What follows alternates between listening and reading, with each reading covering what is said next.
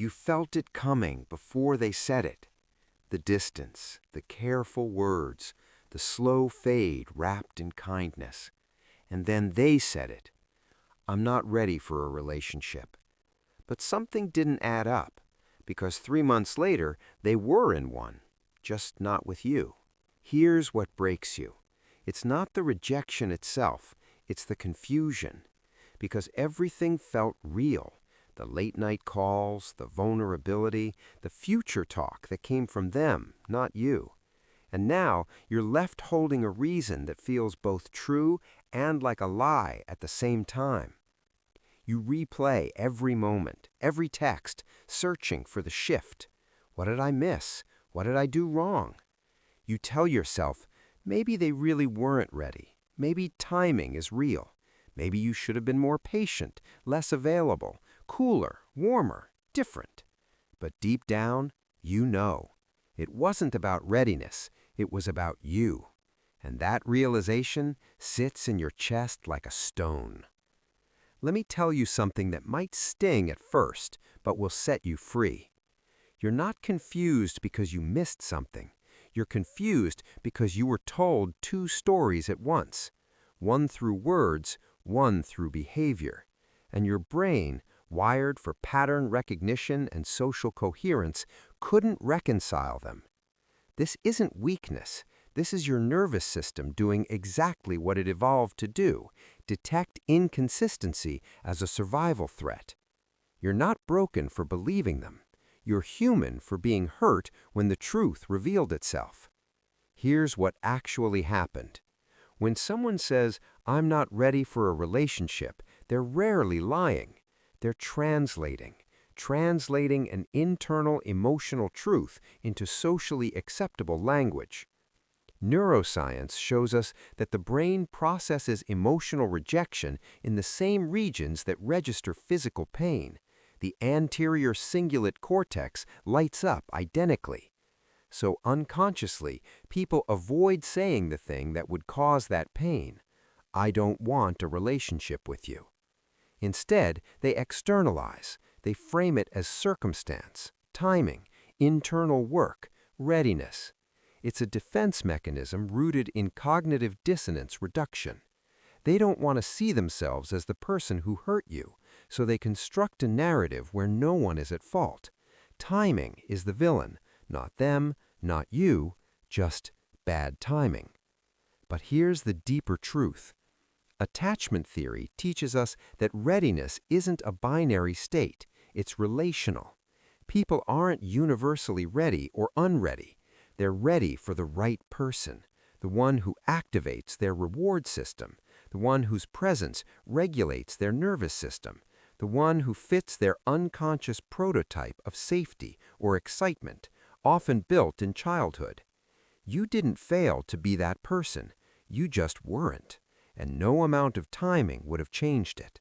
Here are 5 psychological principles to help you recognize this pattern and protect yourself from the spiral.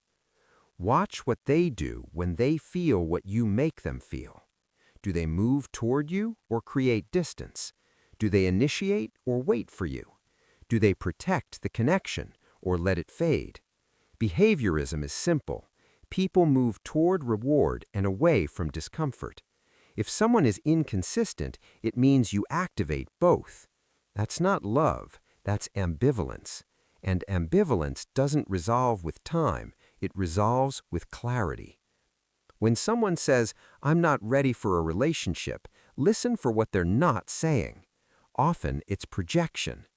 "I'm not ready" equals, "I don't feel what I think I should feel."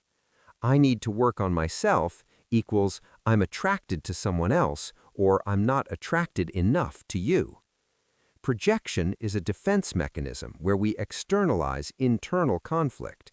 It protects their self-image, but it traps you in confusion. Your job isn't to decode it. Your job is to notice the gap between their words and their energy and trust the energy. Here's the benchmark. Securely attached people don't use vague language when they care about you. They don't create confusion. They don't breadcrumb. If someone wants you, they find a way. If they don't, they find a reason, and not ready is the kindest reason they can give without taking responsibility. Anxious attachment makes you want to fix it, to prove you're worth being ready for. But readiness isn't something you earn, it's something they feel, or don't. This is why it hurts so much. They didn't reject you cleanly, they gave you intermittent reinforcement, moments of closeness, withdrawal, closeness again, withdrawal. In behavioral psychology, intermittent reinforcement is the strongest form of conditioning. It creates obsessive hope, because your brain learned sometimes this works, and sometimes is more addictive than always or never. That's not love, that's a dopamine loop.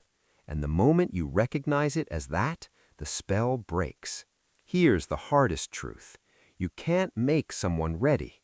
You can't love them into clarity. You can't wait long enough, be patient enough, be different enough. Because they're not ready was never about time. It was about fit. And fit is either felt or it isn't. Your only responsibility is to stop translating their ambivalence into hope. Their only responsibility is to be honest. Most people fail that responsibility, not because they're cruel, because honesty requires courage they don't have. Let me tie this together. When someone says, "I'm not ready for a relationship," here's the psychological map. Their brain is experiencing cognitive dissonance. They like you enough to not want to hurt you, but not enough to stay. Your brain is trying to resolve inconsistency, so you search for logic in an emotional decision. The pattern is intermittent reinforcement wrapped in kind words. The result is confusion that feels like your fault, but it's not. It's two nervous systems that didn't sync, two attachment styles that didn't match, two people who felt different things and called it the same name. You didn't fail. You just expected honesty where there was only self-protection. So what do you do now? Stop searching for the moment you lost them. You never had them, not fully. And that's not a reflection of your worth. It's a reflection of their capacity in relation to you. The next time someone says they're not ready, believe the message, not the excuse, and walk away with your dignity intact. Because readiness isn't something you wait for. It's something you recognize in how someone shows up or doesn't. You deserve someone who doesn't need to get ready.